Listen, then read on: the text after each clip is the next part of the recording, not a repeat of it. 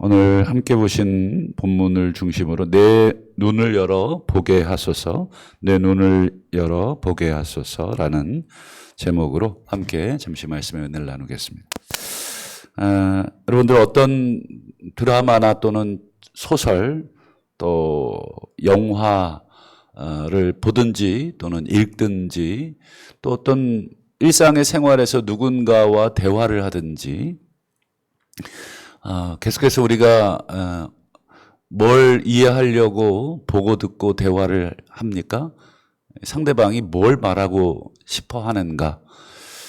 그래서 항상 어떤 글을 쓰든지 어떤 말을 하든지 나는 이것을 통해서 뭘 말하고 싶은가를, 그리고 이것을 말하고 싶은 것을 어떻게 전달할 것인가를 생각을 해야 합니다. 물론 훈련이 된 사람들은 잘하겠지만 훈련이 되지 않은 사람들은 특히 그런 부분에 있어서 잘 훈련할 수 있는, 그리고 그래서 우리가 난독증이라고 있어요. 난독증이 뭐냐면 책을 읽긴 읽는데 이게 도무지 뭔 소리를 하는 거야. 둘 중에 하나죠. 글을 엉망으로 썼든지 아니면 내가 이걸 이해할 수 있는 능력이 없든지, 어쨌든 이 두 개 다 고쳐야 되고 또 개발해야 될 그런 것입니다. 저도 요즘 이제 자기 전에 뭐 읽고 있는 뭐 책 하나가 있는데, 이제 소설책이 하나인데 단편 소설인데요. 이제 계속해서 이제 그 짧은 단편들을 묶어 놓은 이제 책들인데, 도대체 뭘 얘기하고 싶으냐를 뭐 계속 질문을 던지면서 왜 저자는 이렇게 시작을 했고, 왜 저자는 이 사건을 우리에게 설명을 하고 있고, 왜 이런 방식으로 설명을 하고 있고, 이걸 계속해서 이제 질문을 이제 책에다가 던지면서 읽어야 저자가 말하고 싶은가를 조금이나마 그나마 알 수 있겠죠.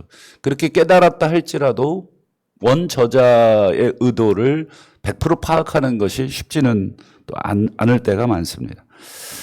하물며 여러분, 우리가 성경을 읽을 때, 특별히 우리가 이제 복음서, 예수님 이야기를 읽을 때, 읽고 묵상할 때 어떤 관점에서 읽어야 하느냐. 특별히 마태, 마가, 누가, 요한 4명의 저자들이 똑같이 예수님을 보고 예수님에 대한 기록을 가지고 글로 쓰고 있는데 어떻습니까? 다 똑같이 쓰질 않아요. 다 관점이 다르고 또 보여주는 게 다르고, 또 똑같은 사건을 어떤 사건에서는 이렇게 보여주고 이렇게 보여주고, 또 어떤 저자는 아예 이 사건을 통째로 빼버리기도 하고, 또 어떤 저자는 이 사건을 더 부각시키기도 하고 그렇습니다.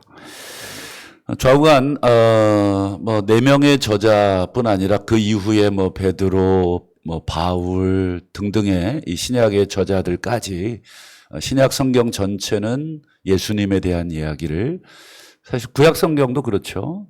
예수님에 대한 이야기인데 조금 더 가려져 있고 희미할 뿐이지 그 안에도 예수 그리스도에 대한 이야기가 있듯이 예수님에 대한 성경의 이야기, 지금 우리가 새벽마다 누가복음을 보고 계신데 누가복음을 그냥 읽어서는 안 되고 항상 누가에게, 하늘에 계신 누가에게 어떤 의도와 어떤 관점에서 예수님을 우리에게 보여주기를 원하셨습니까? 더 궁극적으로는 성령께 그래서 기도하는 것입니다. 성령 하나님 보여주시고 깨닫게 하시고 가르쳐달라고. 어떤 드라마든 100번 본 사람하고 한 번 본 사람하고 그 드라마에 대한 이해도는 완전히 다르죠.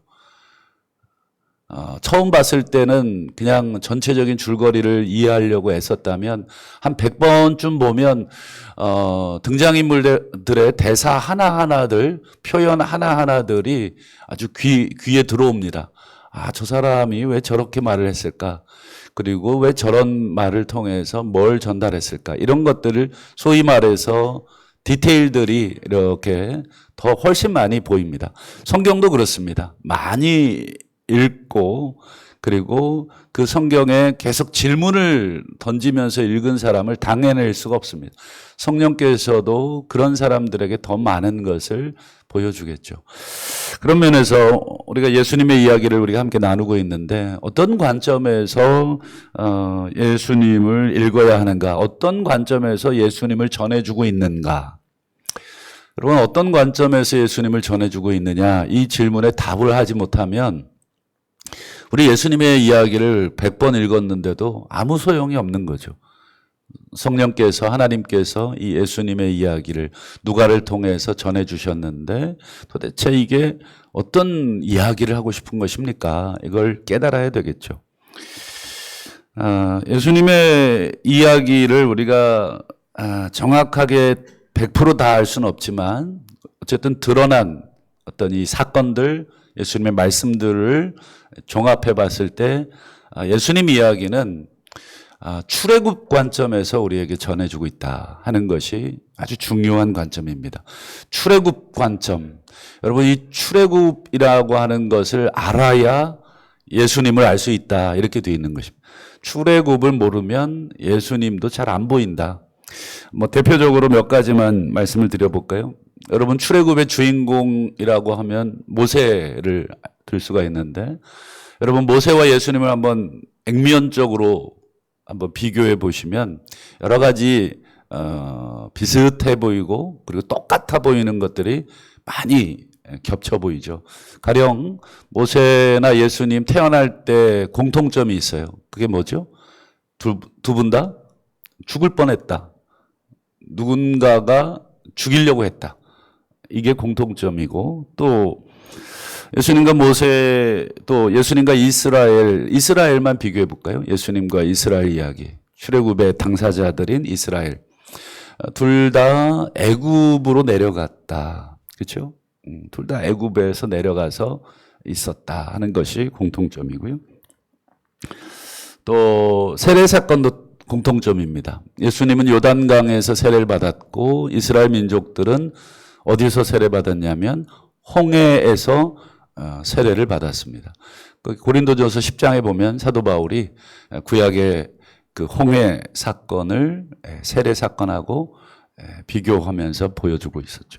또 이스라엘 백성인 광야 40년 예수님의 광야 40일과 이 40이라는 숫자를 통해서 예수님이 지금 이스라엘과 뭔가 유사점, 연관성이 있구나 하는 것을 계속 이렇게 보여주고 있고요.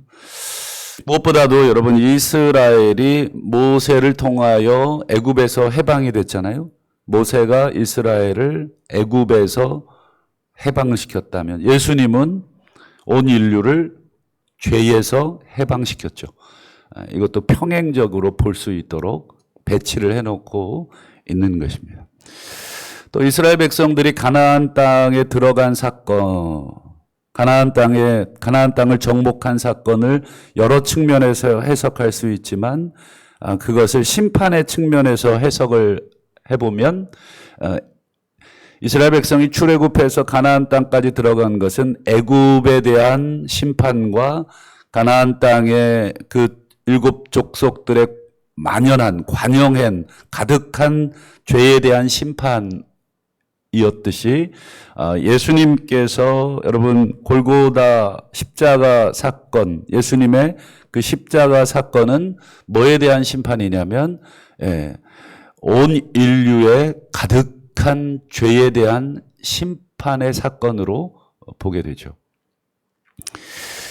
제가 몇 가지만 말씀드렸지만 이 복음서 저자는 예수님의 이야기를 전부 다 출애굽의 이야기와 비슷하게 또는 똑같게 보여주고 있습니다. 그건 의도적으로 그런 것이 아니겠죠. 그것은 출애굽 이야기를 예수님이 다시 출애굽이라는 것 자체가 노예의 땅에서 해방하신 이야기잖아요. 민족적으로. 그러면 예수님의 이야기는 우리가 죄의 노예에서 우리를 해방하신 이야기로, 우리를 구원하신 이야기로 계속 읽어라. 그래서 이제 이름도 예수나 그리고 이제 출애굽의 정복자, 가나안 땅의 정복자인 여호수아, 예수아, 이게 예수아가 여호수아, 그리고 예수가 다 같은 뜻이잖아요. 구원하신다. 그런 면에서 굉장히 비슷합니다. 그리고 사실 우리가 눈여겨보지 않았겠지만 누가복음 서두에 보면 여러 가지 등장인물들이 나와요. 뭐 엘리사벳도 나오고 그다음에 안나라는 여선지자도 나오고 그리고 마리아도 나오고 또 여러 가지 등장인물들 예수님의 아버지 요셉도 나오고 등등의 여러 등장인물들이 다 구약의 출애굽 당시에 아주 중요한 이 등장인물들이었습니다. 그러니까 뭐 이름 자체도 벌써 비슷하고 똑같은 사람들이 많이 나옵니다. 그리고 여러분 출애굽의 정점이 아까 말씀드린 것처럼 가나안과 애굽 땅의 모든 사람들의 죄를 벌하신 것처럼 예수님 이야기의 정점도 뭐가 되겠습니까? 그렇죠. 온 인류의 모든 죄를 다 어디로 끌어모으냐면 그렇죠. 십자가 골고다 언덕으로 끌어모아서 사탄이 그 뒤에서 사람들을 동원하고 그리고 모든 군대를 다 동원하고 모든 악의 세력들을 다 동원해서 예수님 하나 잡아 죽이려고 했던 것으로 보이지만 사실은 거꾸로죠. 예수님이 그 모든 악의 세력들을 다 끌어다가 골고다에 모아서 그 십자가에서 그 죄를 한 방에 박아서 멸하신 것으로 그 관점으로 성경을 예수님 이야기를 읽도록 그렇게 하고 있는 것입니다. 그 부분을 이제 어제 새벽에 예수님이 이렇게 설명하신 것입니다. 누가복음 18장 33절을 한번 보세요. 그들은 채찍질하고 인자를 채찍질하고 인자를 죽일 것이다. 그러니까 이거는 이제 일반 사람들 관점에서는 로마나 또는 유대인들의 지도자들이 마치 승리한 것처럼 예수님을 이긴 것처럼 보이겠지만 겉으로는 그러나 정말 그 알맹이는 뭐예요? 예수님이 그들을 다 끌고 가서 죄의 세력을 멸하시고 그 다음 뒤가 중요한 것입니다. 3일 만에 살리신 것이 아니라 살아난 것입니다. 이방인들이 인자를 예수님을 못 박고 다시 심폐소생술해서 살려낸 게 아니라 못 박아 죽였지만 예수님이 다시 살아나신 것이 조금 더 정확하게 말하면 하나님이 그를 죽은 자 가운데서 다시 살리신 것입니다. 그러니 예수님도 등장하고 그 다음에 사탄도 등장하고 하나님도 등장하는 거예요. 드라마나 어떤 책에는 모든 등장인물들이 다 동원돼서 그들의 악역이나 선역, 그들의 역할들을 다 감당하고 있는 것입니다. 그래서 여러분 우리가 하나님의 이 거대한 구원의 역사의 드라마에 우리는 2024년도에 등장한 등장인물에 불과한 것입니다. 우리는 언제 이 무대를 내려갈지는 모르겠습니다. 아마 우리 태어나신 날이 이 무대 위에 등장하신 날이겠고 돌아가신 날이 이 역사의 무대에서 내려갈 날인데 여러분 이 무대에 있는 동안 우리는 전부 다 하나님의 이 구원의 계획 속에 각자 맡은 역할들을 우리가 감당해내는 것입니다. 근데 중요한 것은 대본이 없어요. 대본은 우리 각자가 쓰셔야 됩니다. 여러분 가룟 유다 처음부터 예수님 팔아먹을 것으로 그렇게 태어났습니까? 그렇지 않습니다. 예수님 팔아먹은 것은 가룟 유다의 스스로의 선택입니다. 그래서 예수님이 차라리 나지 않았더라면 여러분 얼마든지 중간중간에 자신의 배역의 성격을 바꿀 수 있도록 악인에서 선으로 그렇지 않으면 여러분 회개라는 말이 도무지 의미가 없는 거예요. 악인으로 태어나게 만들어 놓고 회개하라고 막 다그친다면 그건 하나님 책임이겠죠. 하나님은 처음부터 악인으로 또 처음부터 선인으로 딱 고정시켜서 무대에 올라가자마자 또 내려갈 때까지 그런 역할하다가 죽으라고 하지는 않은 것입니다. 그거는 공평하지 않은 하나님이죠. 하나님이시죠. 그런 면에서 우리 각자는 우리 하나님의 이 역사의 무대, 성경을 통해서 하나님이 어떻게 이 모든 인류를 이끌어 가시느냐, 거기에 나를 왜 태어나게 하셨느냐, 그 배역의 의미를 알아야 됩니다. 제가 배우들 가끔 인터뷰하는 걸 보면 그 드라마 그 대본을 받고 뭐 리딩을 한다 그러죠. 이렇게 같이 전체를 읽고 같이 한다는데, 그 드라마 속 주인공이나 그 역할들, 자기가 맡은 역할들의 성격을 파악하려고 완전히 몰입을 한답니다. 자기의 원래 가지고 있는 성격을 다 버리고 그 드라마에 맞는 주인공이나 역할을 감당하기 위해서 뭐 살도 빼고 또 살도 찌고 머리도 기르고 뭐 머리도 뭐 밀기도 하고 뭐 이런 등등의 이 배우들의 아주 치열한 노력들. 그래서 뭐 6개월이면 6개월, 3개월이면 3개월 딱 들어가면 그 역할을 다 하다가 딱 끝나자마자 일상의 삶으로 돌아온다. 그걸 통해서 좀 느낀 것이 많아요. 우리가 이 짧은 인생의 무대 위에서 하나님이 나를 어떤 역할로 부르셨는가는 중요하지 않습니다. 중요한 것은 내 역할 가운데 하나님께서 내게 맡기신 그 역할들을 내가 어떻게 잘 감당할 것이냐.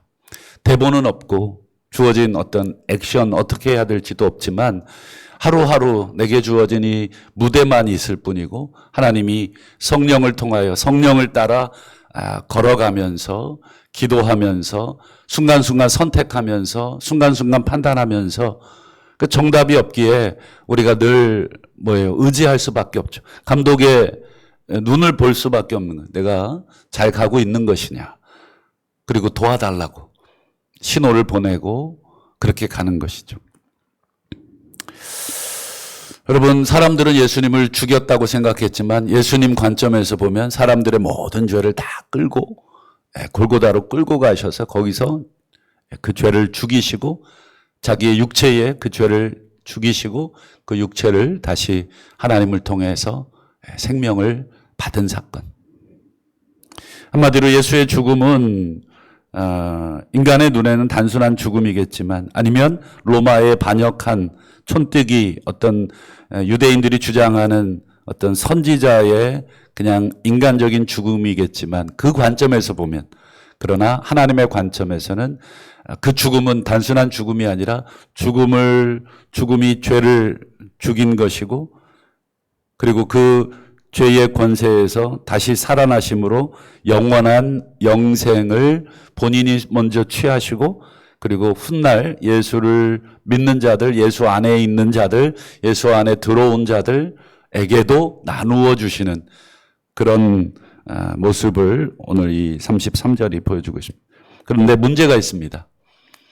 예수님과 함께 역사의 무대 속에서 초대를 받아서 3년 동안 예수님과 이 무대에서 직접 어찌 보면 주인공의 말, 주인공의 행동을 어느 누구보다도 가까이서 동고동락하며 먹고 자면서 정말 친밀하게 이런 은혜를 한마디로 그 영화의 주연 배우와 한 방을 쓰면서 한 호텔에서 먹고 자면서 그 모든 이야기들을 다 들으면서 그 참 어떻게 보면 특권이죠.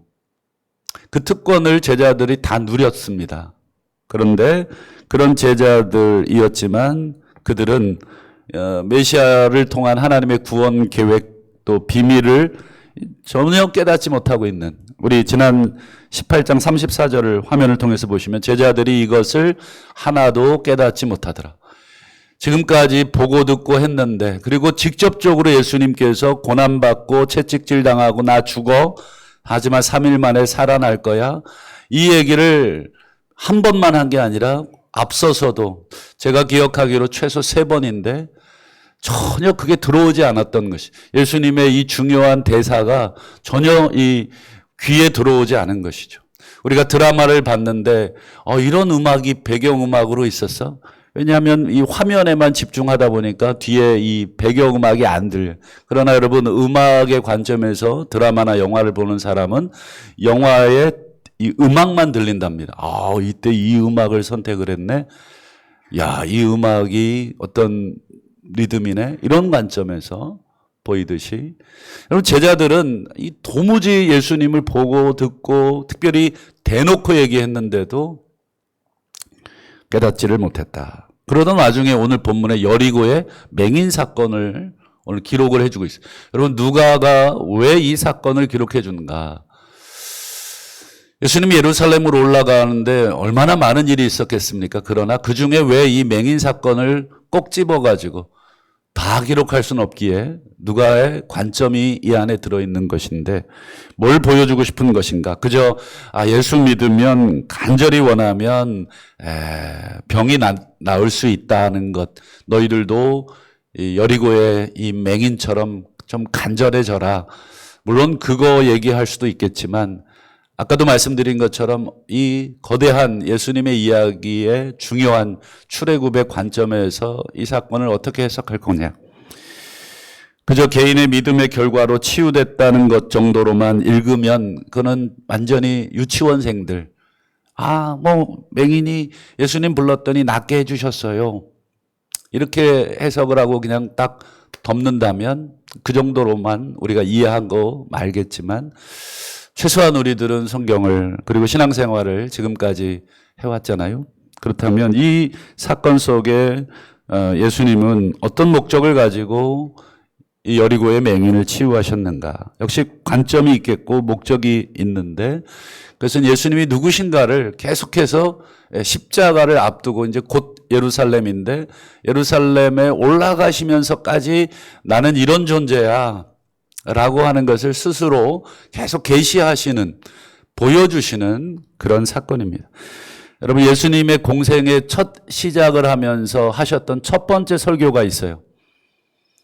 소위 나사렛 회당이라고 하는 그 회당에서 하신 첫 번째 설교는 마태도 기록하지 않고 마가도 기록하지 않고 요한도 기록하지 않아요. 오직 누가만 기록합니다. 누가만 예수님의 첫 생애 설교를 기록하는데 그게 누가복음 지난 4장에 기록되어 있습니다. 한번 화면을 보시면 예수님께 선지자의 글을 회당장이 드립니다. 그리고 책을 펴서 이렇게 된 데를 예수님이 찾으시죠. 의도적으로 찾았다는 것입니다. 그리고 어디를 찾았는지 여러 군데를 찾았어요. 여러 군데를 찾아서 읽으시기를 18절에 주의 성령이 내게 임하셨으니 중간 다 생략하고 오늘 본문과 연관된 부분만 제가 보여드립니다. 눈먼 자에게 다시 보게 함을 전파하며 19절 주의 은혜의 해. 주의 은혜의 해는 구약으로 말하면 희년입니다. 희년. 50년마다 모든 것을 다 제자리로 돌려보내야 되는 희년. 빚이 있는 사람, 또 땅을 파는 사람, 등등, 모든 자신의 정상적인 삶에서 다 뺏기고 또 없어진 그런 모든 상태를 다 회복받는 게 희년입니다. 그리고 다 돌려줘야 하는 것도 희년입니다. 그러니까 온전케 되는 원래의 모양으로 다시 만들어지게 만드는 제도. 이것은 세상 어느 나라에도 없는 제도입니다. 오직 하나님 나라에만 있는 제도. 원래 모습으로 다 돌려놔. 이게 하나님의 뜻이고 명령인데 그 희년 은혜의 해를 선포. 이제 모든 것이 원래의 모습. 인간으로 표현하면 이제 죄 없이 우리가 창조된 그 모습으로 돌아갈 것을 선포하는 희년의 해를 선포하셨다. 아직 완성을 향해 달려가고 있지만 좌우간 선포를 시작하셨다. 그리고 21절에 하는 말씀, 이에 예수께서 그들에게 말씀하시되 이 글이 너희 귀에 오늘 응하였다. 성취됐다. 그러니까 오늘 누가는 단순히 소경이 눈 떴다는 것을 기록하는 데서 그치지 않고 이 소경의 눈뜬 사건을 통해서 메시아의 시대, 하나님의 은혜의 시대가 시작이 됐다. 바로 이 예수라는 이 나사렛 이 젊은 이 청년을 통해서 곧 예루살렘에서 십자가에 죽을 텐데 너희들은 그저 예수가 실패한 메시아 그리고 치기 어린 젊은 선지자의 인간적 관점에서 이분을 볼 게 아니라 어떻습니까? 예, 하나님의 은혜에 의해 구약 성경 우리 이사야의 글이라고 되어 있지만 사실은 29장, 35장, 42장, 61장 그리고 시편 146편 이것을 다 종합해서 누가복음 4장을 기록한 것인데 이 모든 것을 다 보라는 것이죠. 메시아가 오면 어떻게 되고 메시아의 시대는 무슨 일이 있을 것이고 그리고 이 젊은 예수 청년은 바로 그 메시아다. 그리고 그의 죽음은 곧 다가올 텐데 인간적 관점에서 보지 마라. 그런데 제자들은 계속해서 그걸 놓치고 있는 거죠. 원저자의 의도를. 그러나 오늘 이 여리고의 소경은 43절을 보세요. 곧 보게 되어 하나님께 영광을 돌리며 예수를 따르니. 보게 되어서 예수를 따랐다. 앞서서 우리 지난 18장 34절에서는 제자들은 깨닫지 못하고 예수님을 따라가고 있었다면 이 소경은 보게 되어서 따라간다.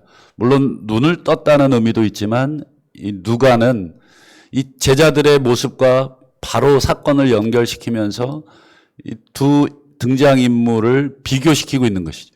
제자들은 3년 동안 먹고 자고 동락했는데도 듣고 직접 예수님으로부터 저자로부터 말씀을 듣고 그 기적의 현장에 전부 다 같이 동행했음에도 불구하고 그들은 깨닫지 못하면서도 예루살렘으로 지금 올라가고 있는데 이 여리고의 소경은 아마 평생에 딱 한 번 오늘 이 순간 예수님을 처음 만났을 가능성이 아주 높지만 그는 그저 귀동냥으로 주워들었던 예수님에 대한 소문을 가지고 그 마음을 키웠고 그리고 자기의 동네에 어찌 보면 예수님은 다시는 여리고에 올 가능성이 없어요. 이 길이 마지막이고 예루살렘으로 끝나는데 그 기회에 이 여리고의 소경은 예수님을 만났고 보게 됐고 예수님을 따랐다.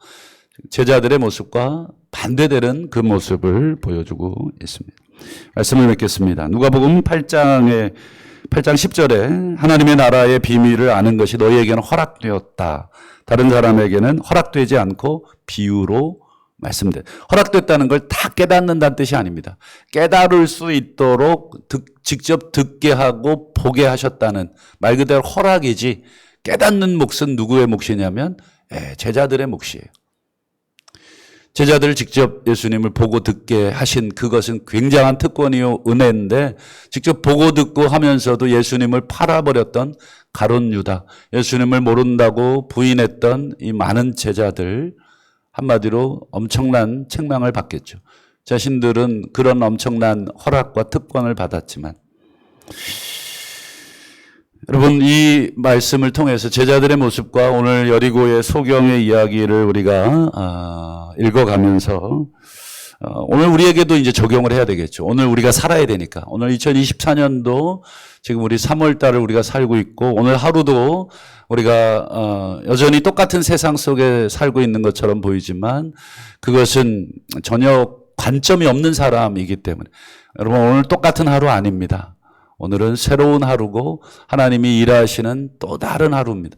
이것을 우리가 눈을 열어서 보지 않으면 우리가 깨닫지 못하면 예수님을 온전히 따를 수 없다는 것을 기억하고 오늘 새벽에 하나님 보게 해주시고 깨닫게 해주시고 또 순종할 수 있게 해달라고 겸손히 기도하시는 저와 우리 성도님들 다 되실 수 있기를 주님의 이름으로 축원합니다. 기도하겠습니다.